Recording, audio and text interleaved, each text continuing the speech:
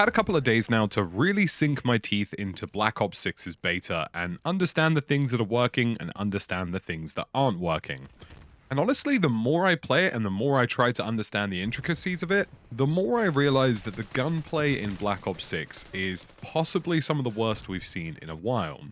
Now, there are some really intelligent decisions being made here in terms of what they're trying to achieve, but I also feel like they're being offset by some really weird decisions that aren't quite working as intended. For those of you who have played the beta, some of you might be realizing now that the gunplay for this game generally feels quite inconsistent, and I think there are a number of reasons that are kind of compounding each other to create this feeling.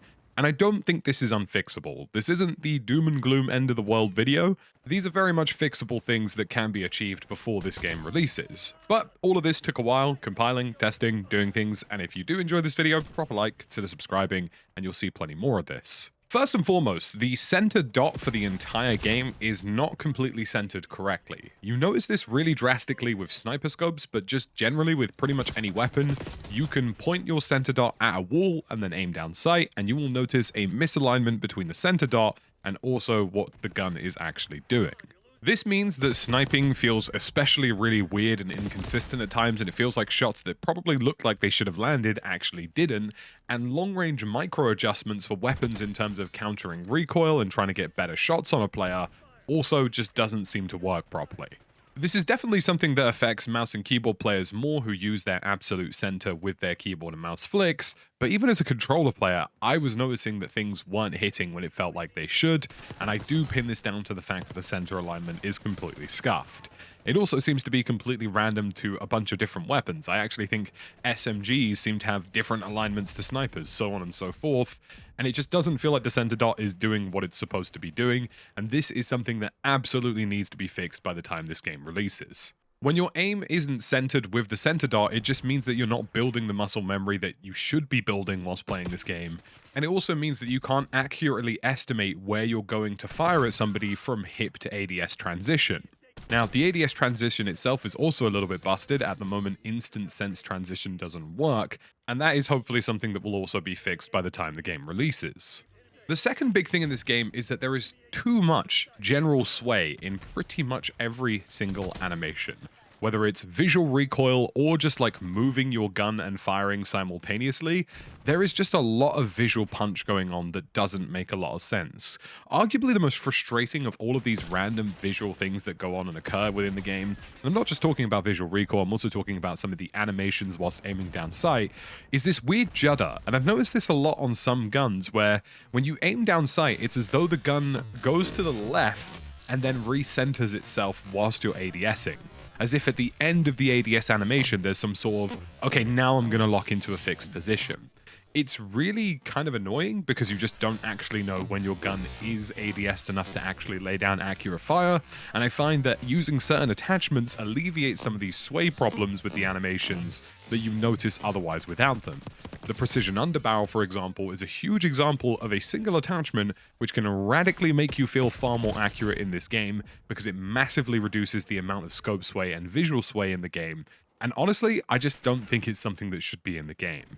I don't think you should have attachments that counter something that's otherwise just generally quite frustrating and annoying, and I generally think that visual sway, scope sway, and also just this general visual recoil needs massively toning down.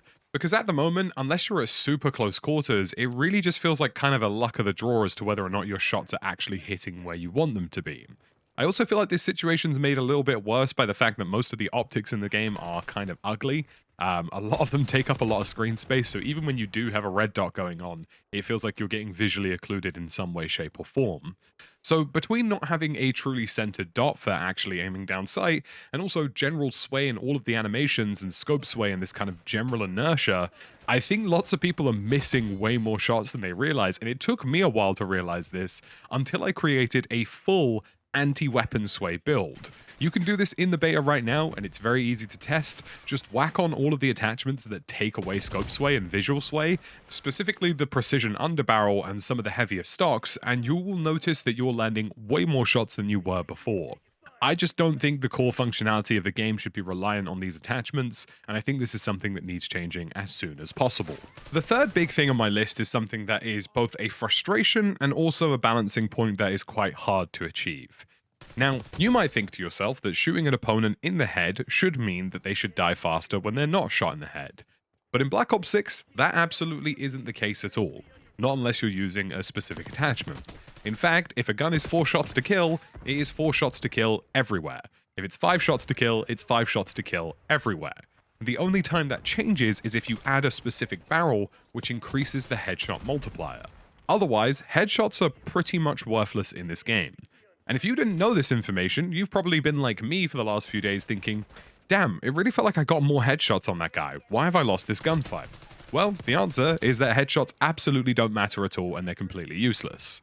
You very specifically have to have the headshot multiplier barrel equipped to a weapon in order for headshots to make a noticeable difference to how a gun performs. Now, the reason behind this is that if they flatten the general damage that a weapon does, time to kill across the board is more consistent.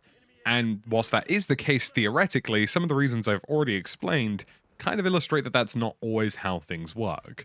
But the idea is that they want the TTK to be fairly readable and not have these huge variances in between headshots and no headshots. But for me personally, there's still got to be somewhat of a bonus for hitting somebody in the head.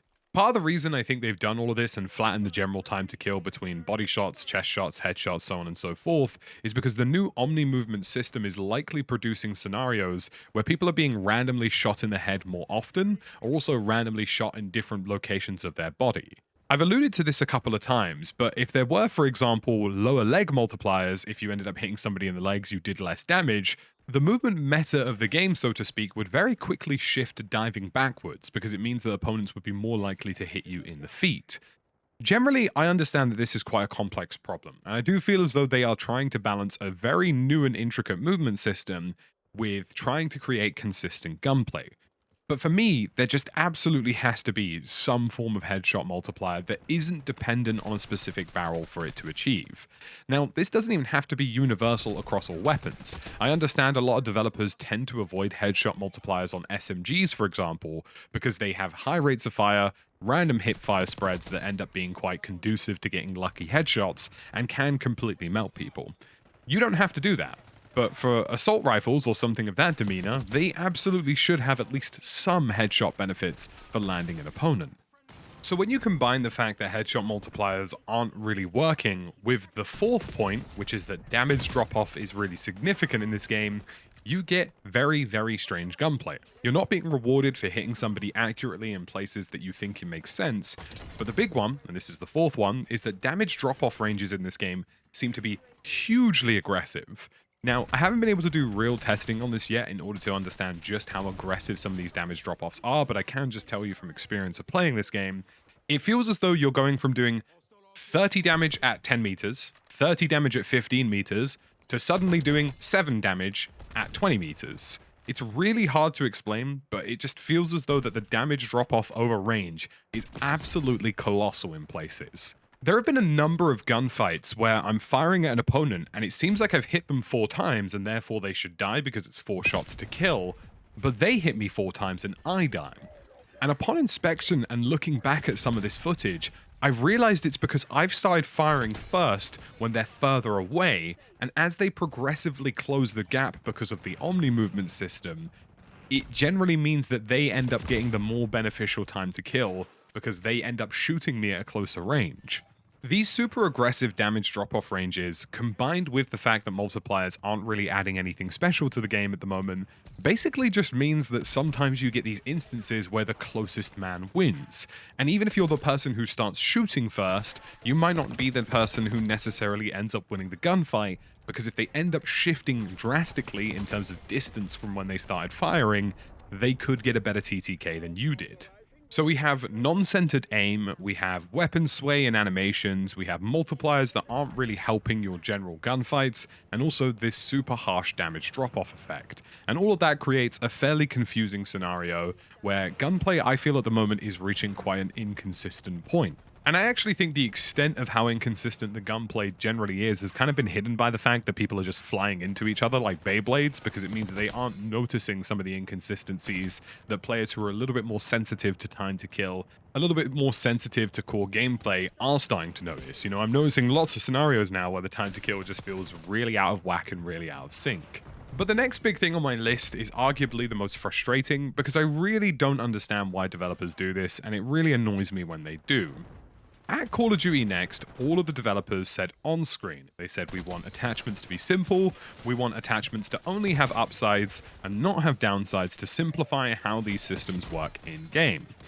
And that sounds wonderful. I understand the reasoning behind this, and the only major downsides to attachments in the game right now are when you put substantially larger magazines on these weapons and they slow down their movement capability. That was what I thought. And then I ended up using some of these attachments and realized that absolutely all of these attachments in the game do have downsides, and the game just isn't being honest about it.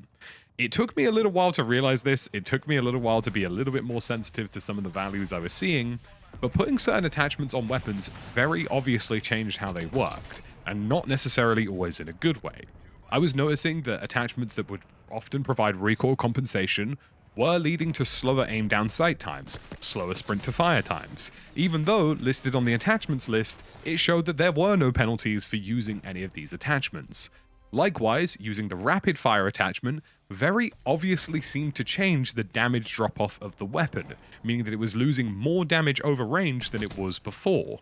I'm actually fairly positive at this point that I can say that pretty much every attachment in the game actually does have a drawback on top of having positives. And it's really annoying that they've done this because what's the point? At the end of the day, people like True Game Data, people like all of these platforms like Synthic, are just going to find out what these values are doing anyway at some point or another. All this actually does is creates confusion for regular players who aren't as in-depth with some of these things. If somebody attaches rapid fire and expects a faster fire rate, they also aren't expecting the gun to kill people less lethally over range, because the game description doesn't show them this. If they equip a foregrip that's supposed to make the gun more controllable, and then all of a sudden they're losing because their sprint to fire is really slow, and their general ADS speed is substantially slower, then they won't notice that because the game doesn't tell them that that is the case. So pretending that all of these attachments simply have upsides and don't have any drawbacks is just an annoying little lie, and it's something that needs to change. There's no point in doing this system, just have one pro and one con. You don't have to change things massively, just have things that balance and make sense, and arguably even get rid of some attachments. Things like rapid fire are never going to be balanced attachments in video games. At no point in any video game can you massively increase the rate of fire and decrease the time to kill of a weapon without making it broken, so don't include it in the first place. And the final big thing for me is the general visual clarity of this game is absolutely horrific again. Now, I don't know how many times we need to repeat this mistake within this game engine, but I don't need loads of smoke and mirrors and general distortion whenever I fire a gun. You see this a lot with certain weapons where you fire a gun and you see this little gas blowback and all these animations and effects. Bro, we are playing COD. It's a first-person shooter. I'm watching geezers sprint backwards. I don't care about realism, and these realism effects, all they achieve is making the game visually more annoying. I could also touch on the fact that lots of the colors in the game aren't particularly that great, and the game has a weird blue hue, and also the fact that they've given character skins certain green textures that are also the same texture as grass. But that's another video entirely. There's just lack of clarity all over the place, for no particular reason. It's a Black Ops game. It's supposed to be more arcadey. We don't need all of these IWA Modern Warfare over-the-top animations and things that try to make the game look more realistic, when in reality, they just make the gameplay worse. So folks, that's about it for this video. If you've wondered why the gunplay in Black Ops 6 has actually felt kind of terrible, or if you're only just starting to realize in the fact that it actually isn't as good as it feels, it's because we don't have truly centered aim, we do have general sway in animations, multipliers don't make sense, damage drop-off is super aggressive, attachments are lying to you, and there's lots of smoke in the game, for no particular reason.